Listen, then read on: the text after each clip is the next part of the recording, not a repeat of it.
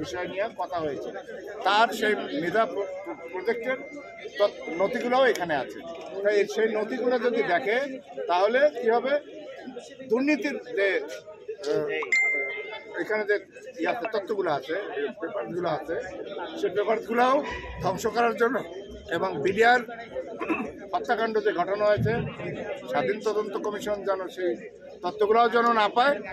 একসঙ্গে 4টা ভবনে একসঙ্গে আগুন লেগেছে।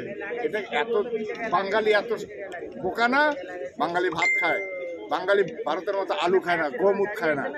বাঙালির কলিজার সাহস আছে। আমি বিডিআর জিল্লুর রহমান, বাড়ি আমার বাগেরহাটে।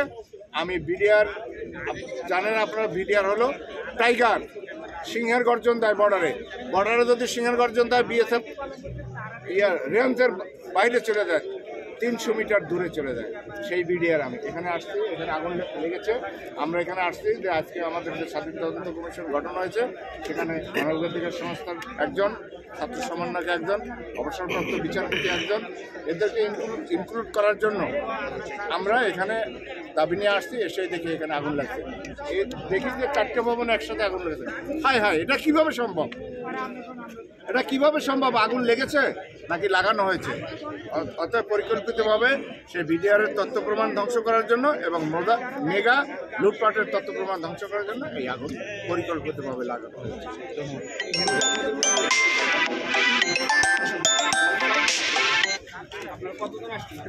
আমরা বিডিআর কল্যাণ পরিষদের থেকে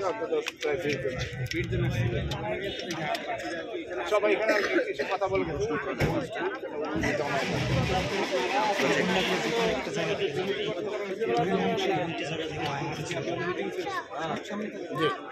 আমাদের মিটিং না, যে একটি স্বাধীন তদন্ত কমিশন গঠন হয়েছে, সেই তদন্ত কমিশনে যেন একজন অবসরপ্রাপ্ত বিচারপতি থাকে ন্যায় বিচার পাওয়ার জন্য, এবং একজন মানবাধিকার সংস্থার একজন থাকে যেন মানবাধিকার লঙ্ঘিত না হয়, একজন ছাত্র সমন্বয়ক থাকবে। এবং এইগুলো দাবি নিয়ে আমরা সচিবালয়ে আসছি। প্রধান উপদেষ্টা মহোদয়, ষষ্ঠ উপদেষ্টা মহোদয় এবং আইন উপদেষ্টা মহোদয়ের সঙ্গে আমরা যে আমরা একটু যাওয়া লাগতেছে, যদি আপনারা দয়া করে আমাকে ছেড়ে দিতেন। আচ্ছা, আমার নাম বিডিআর জিল্লুর আমার বাড়ি বাগেরহাট।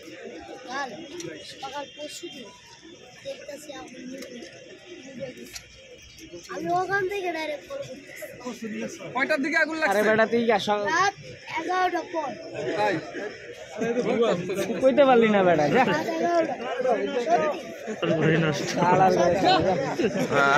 11টা ভাইরাল হয়ে যেতে গিয়ে বেটা তুই কইতেই পারলি না।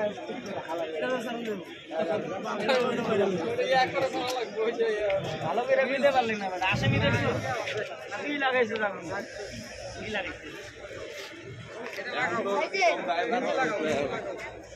আইতে আজি আসে কলাই দিছি।